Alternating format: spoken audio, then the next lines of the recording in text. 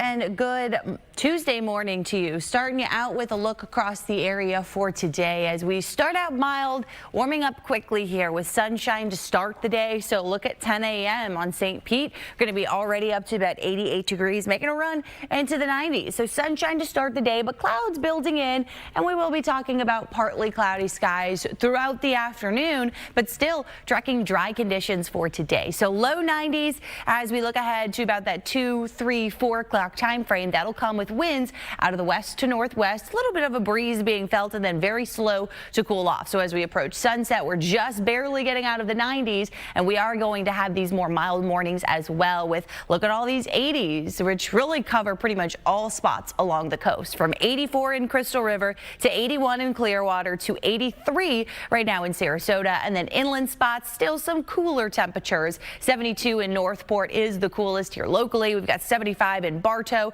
Brandon to Lakeland, 77 at this hour, and then Sebring to Lake Placid, pretty much just shy of 80 degrees. And this comes after tons of heat yesterday for the Panhandle. Tallahassee actually got up to 100 degrees for the high temperature yesterday. And as we look at the heat index at this hour, it's feeling like about 83 in Tallahassee, but already 89 in the Pensacola area, and then low 90s to mid 90s here locally for our heat indices already. So we know it's going to be plenty hot this afternoon, as it already feels like 95 in St. Pete with that heat index up to 91 at this hour in Tampa. So still feeling winds out of the west to northwest coming around this high pressure, which is sitting just off our west coast. And then we have a storm system that's moving through portions of the deep south, but still most of these southern states are on the hot side and the humid side of where that front is rolling through. So heat advisories cover the state of Florida again, 11 a.m. to 7 p.m. But then look at that, they extend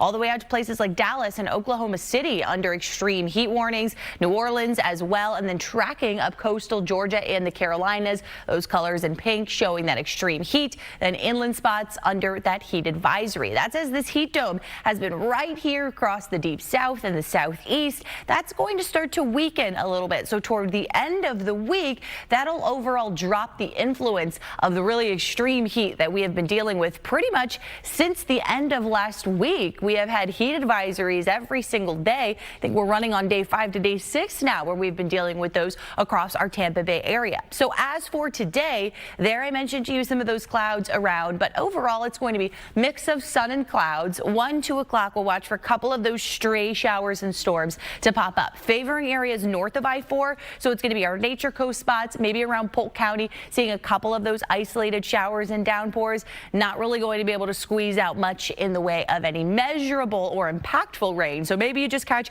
a quick sprinkle as we approach the sunset hour, most of those starting to wind down. But as far as the heat, that's going to be the bigger story compared to the storms, as we're running below average for our rain chances again today. So by 10 o'clock, talking 100 degrees is what it's going to be feeling like pretty much all across the area.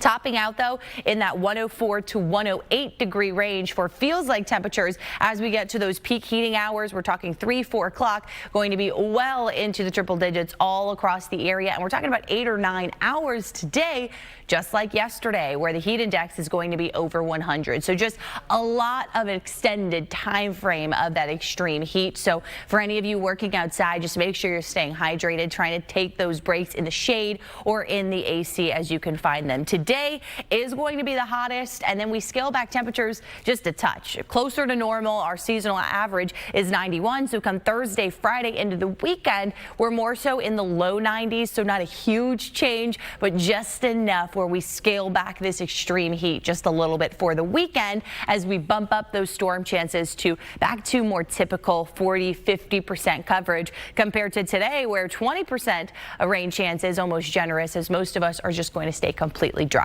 Talking tropics, all is quiet out there as we're in our 3rd month of hurricane season. We have not seen too many tropical waves across the main development region, but it's about this time in the season where things can become more active. But it's the Saharan dust as well as the stronger wind shear that continue to be the big story, limiting a lot of those tropical waves that we have seen emerging off the coast of Africa. So at this point, all is quiet, and we'll keep you updated. Look at your high temperatures for today, about 93 in Tampa. Then all of our inland spots, we're going going to be from about 95 to 98 degrees. Looks like hottest right around Frostproof, Sebring, and Lake Placid. Communities right along the water, mostly in the low 90s. Few spots topping out around 88 to 89 for our Bay Area beaches. Moderate chop on the bay today, seas around 2 feet, so we're picking up the winds just a little bit, 10 to 15 knots, and those Gulf waters right around 90 degrees off Clearwater Beach. So bathtub-like if you're hoping to go for a swim. High tide 5:50 this morning, then a low tide 1:12 this afternoon. We're going to be talking upper 70s to low 80s for lows tonight, and then more of those mid 90s in play for us tomorrow